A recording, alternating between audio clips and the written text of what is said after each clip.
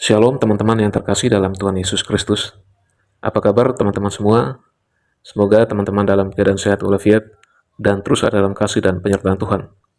Ya teman-teman, jumpa lagi bersama saya di channel DM News. Saya ucapkan terima kasih kepada teman-teman semua yang sudah support channel ini dengan cara like, komen, dan subscribe. Kiranya Tuhan Yesus memberkati teman-teman semua, baik dalam pekerjaan, pelayanan, apapun yang teman-teman kerjakan. Kiranya Tuhan Yesus senantiasa memberkati. Ya teman-teman yang terkasih dalam Tuhan Yesus Kristus, dalam video kali ini kita akan menyaksikan penjelasan dari Pak Bambang Nursena tentang mengapa Yesus berdoa kepada Bapa dan perbedaan kata Nasrani dan Kristiani, dan bagaimana penjelasan selengkapnya. Mari kita sama-sama saksikan video berikut ini. Saya berharap teman-teman bisa menonton sampai tuntas agar teman-teman juga boleh mendapatkan poin, mendapatkan wawasan, dan diberkati lewat penjelasan yang disampaikan oleh Pak Bambang Nursena. Selamat menyaksikan, Tuhan Yesus memberkati.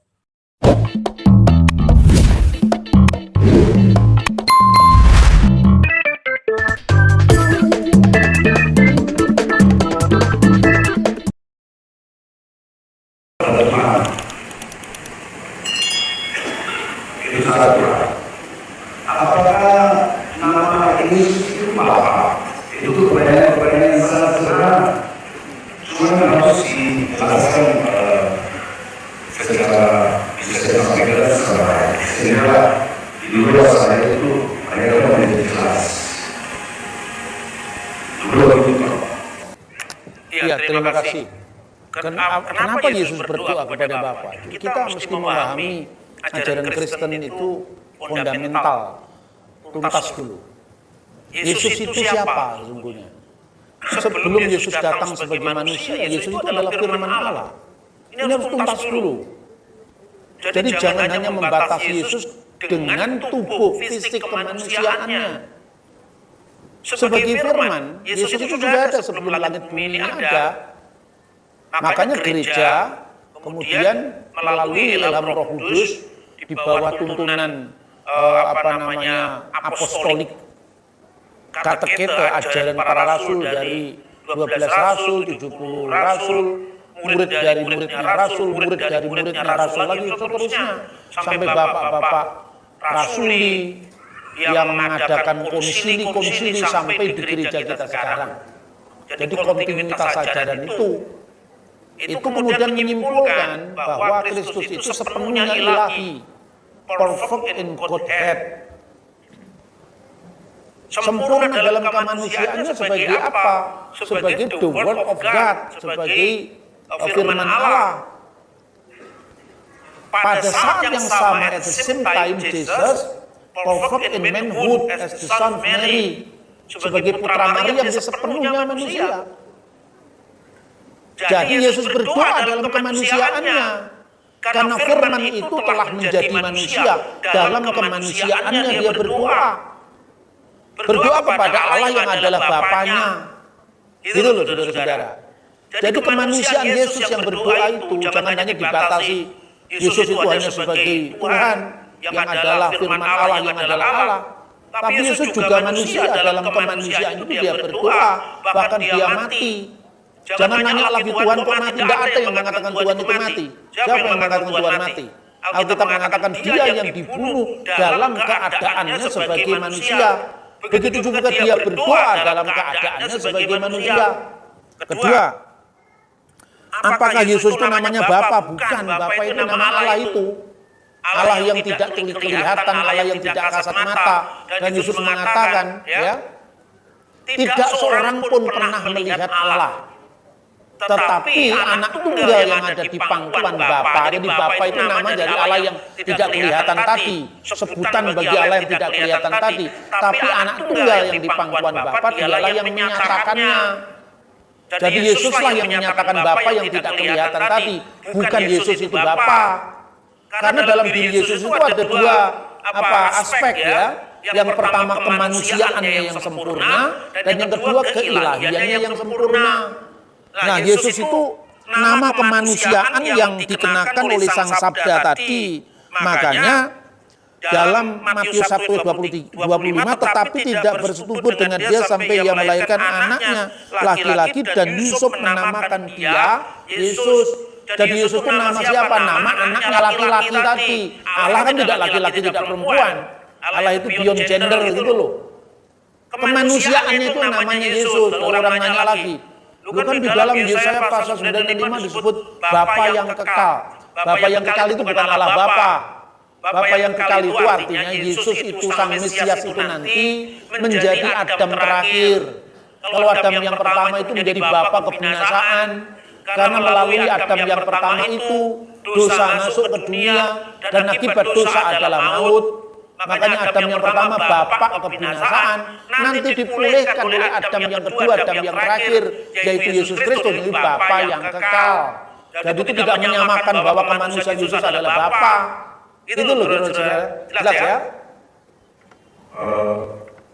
Masih ada beberapa pertanyaan Pak, Bapak. Melkisedek, apakah Melkisedek ini wujud Kristus atau Kristohani? Dalam Kejadian 15 ayat 12 sampai 20. Melkisedek itu Sem, Melkisedek itu. Gak ada urusannya itu dengan tokoh-tokoh Adi Kudrati, kecuali dalam tafsiran orang-orang beneran di Laut Mati. Dalam tafsir-tafsir yang bersifat historis, Melkisedek itu adalah Sem, yang masih hidup 10 generasi kemudian. Hitung saja umur-umur manusia saat itu. Jadi Melkisedek itu Sem, itu imam pertama dari hukum Nuh. Jadi kenapa disebut tidak berbapak, tidak bersilsilah? Ya karena begini, Kristus itu memiliki tiga matra, atau satu imam, nabi, raja. Dia sebagai nabi jelas akan nubuat Nabi Musa. Nabi mikir beka mi'ahika kamuni yakim adunai elohika alaf tismaun. Seorang nabi di tengah-tengahmu, di tengah-tengah Israel.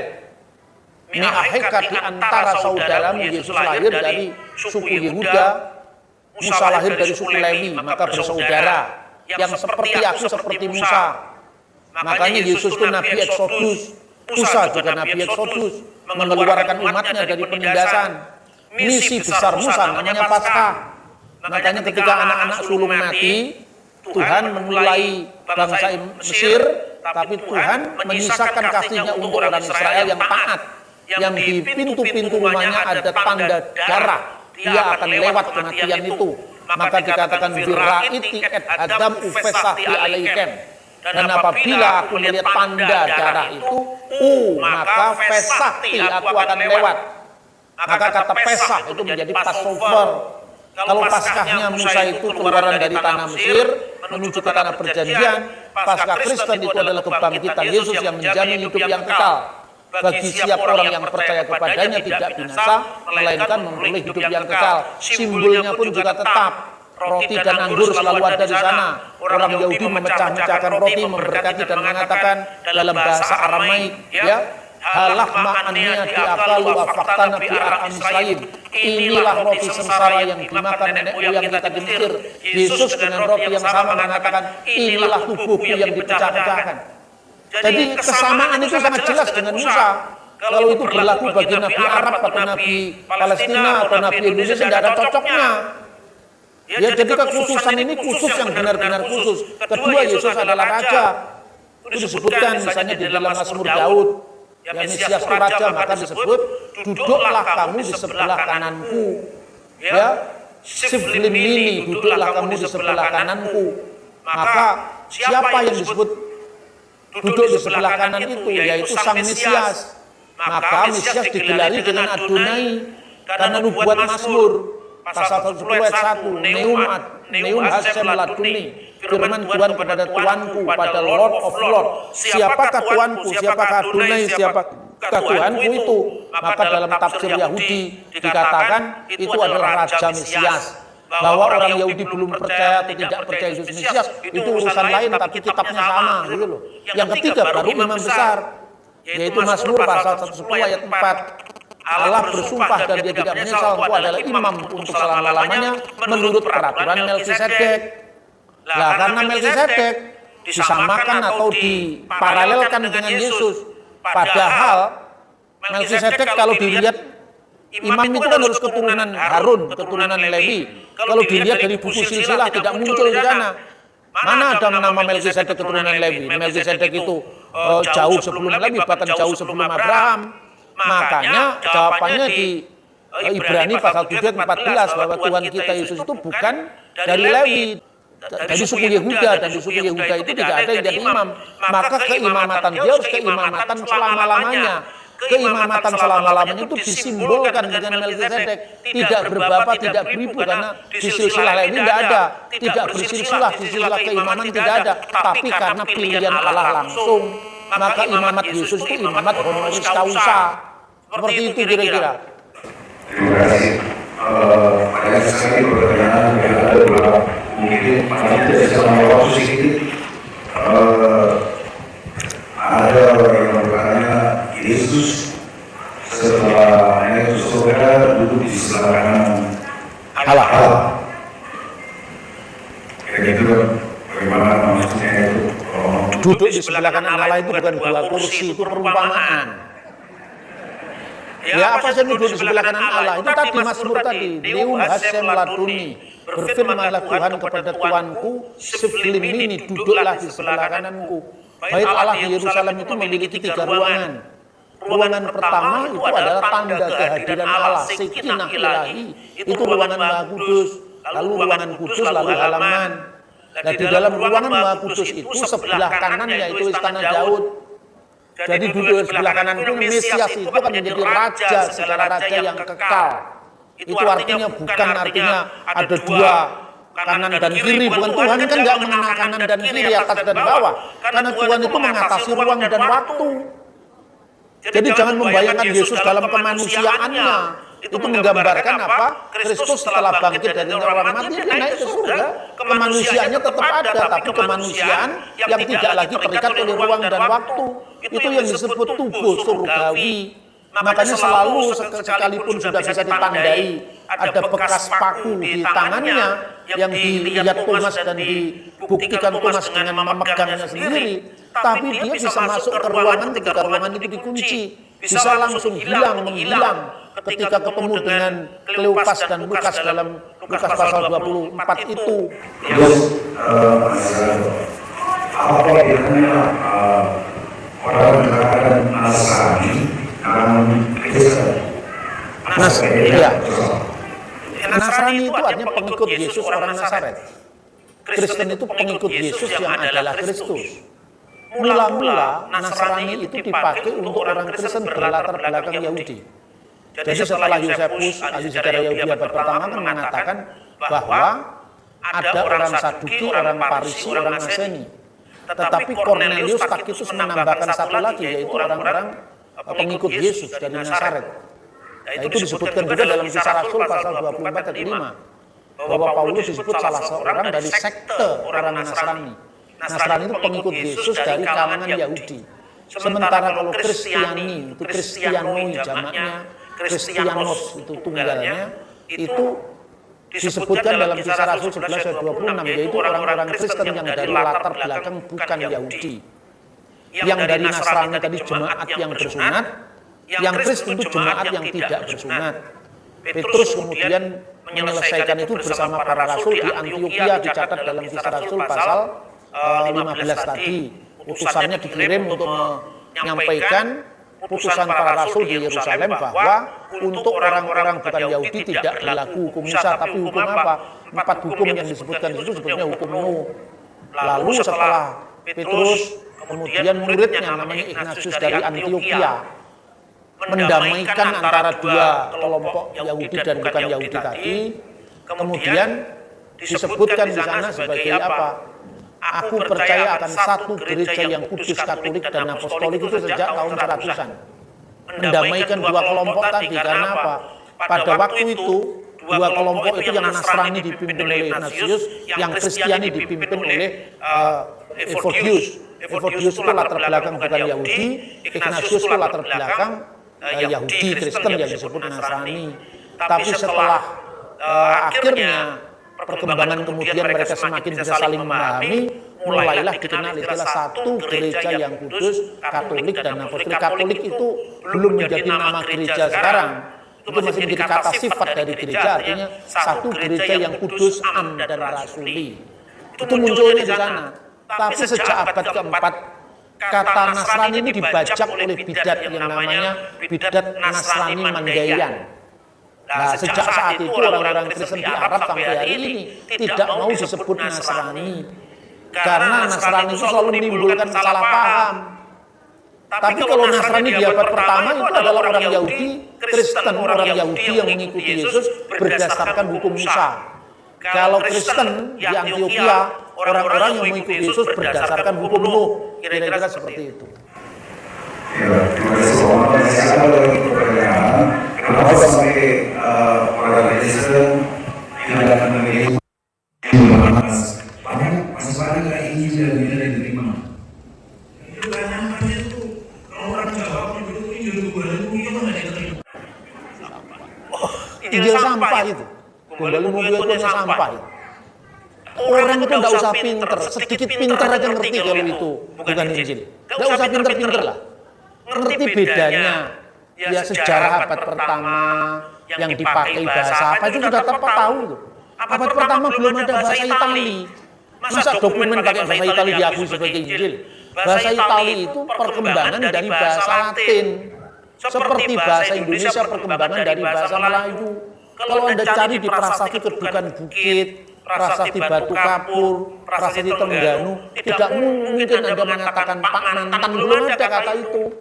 Kata itu munculnya kan masa sekarang. Itu contohnya, makanya ketika dalam Injil Barnabas itu dikatakan Barnaba apostolo di Yesu Nasareto Ciamato Kristo. Masa bahasanya kayak gitu? Barnabas rasul Yesus dari Nasaret yang disebut Kristus.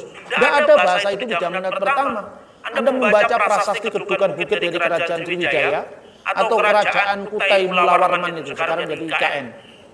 Cari prasasti, tidak ada kata don't worry my friend, nggak ada. Karena itu bahasa Inggris yang dari abad 4 belum muncul di Indonesia. Yesus dikhianati dengan mata keping dinarius, itu mata uang Spanyol. Masa zaman Yesus ada mata uang Spanyol? Terdiri dari 60 minuti, itu mata uang Spanyol di abad pertengahan. Pinter lah. Masa yang gini aja kita bingung. Maka sering-sering membaca buku saya, sering-sering nonton tayangan saya yang belum subscribe itu harus subscribe sekarang. Nah ini pertanyaan yang Anda sampaikan semua sudah ada itu. Saya ngomong sama murid-murid saya, gimana bisa menguasai bahan-bahan ini. Tes case-nya itu gini, kalau Anda belajar bahasa Inggris, tapi kalau mimpimu masih pakai bahasa Indonesia itu belum lancar bahasa Inggris. Jadi kalau kamu menguasai ini, kalau mimpimu itu sampai kira-kira ada naskah-naskah, Qumran, terus kemudian sejarah Yosefus Israel, itu baru kamu lulus. Nah, kalau lulusnya pakai Google belum lulus itu. Ya kira-kira itu. Ada pertanyaan yang sangat sederhana. Mengapa disebut tunggal tidak bersatu? Ya memang begitu. Nggak usah ada dijawab. Memang Tuhan Tritunggal. Bukan mengapa. Ya memang karena jawabannya Tuhan Tritunggal. Pertanyaan berikutnya, kata Tritunggal tidak ada dalam Alkitab. Teologi agama apapun judulnya juga tidak ada di Alkitabnya. Kenapa hanya Kristen yang dibully? Islam misalnya ajaran utamanya tauhid, mana ada kata tauhid dalam Quran? Apa kalau nggak ada judul berarti ajarannya salah? Judul dipersoalkan isinya gagal paham. Iya toh, jangan mempersoalkan judul. Maka kalau Anda sering dibully, ya, itu harus tahan bantingan, akalnya dipakai, supaya sekalipun kita tidak membuli orang lain, tapi bisa menjawab bulian orang lain. Itu kira-kira. Tidak usah kita membalas ngejek dengan mengejek, tidak usah lah. Itu bukan cara Kristen seperti itu. Pertanyaan kedua, kejadian pertama ayat pertama, pada mulanya Allah menjadikan Ciptakan tangan. Langit kemudian dibandingkan dengan Yohanes pertama ayat pertama pada ayat 1 ada mulanya ada firman antara dua pasal atau dua ayat ini ada makna yang sedikit kurang atau lebih lama. Maksudnya apa?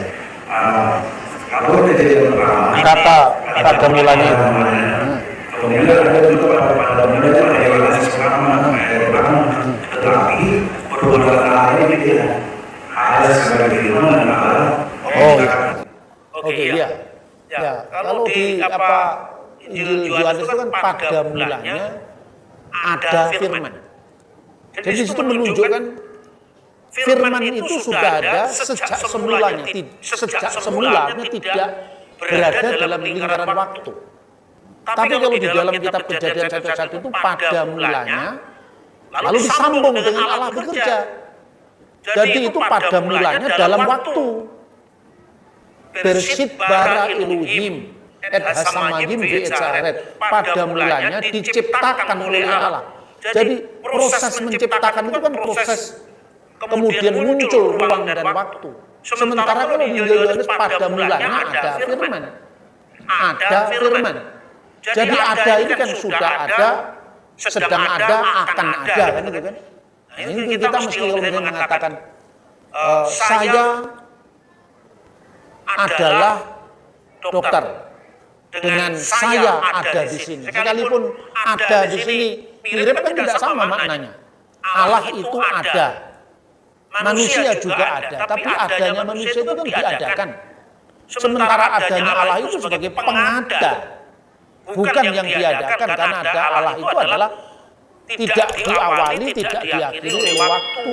Sedangkan ada ciptaan yang diawali dengan proses, itu memunculkan ruang, memunculkan waktu. Tapi kapan itu pada mulanya? Jadi itu ungkapan yang sangat umum.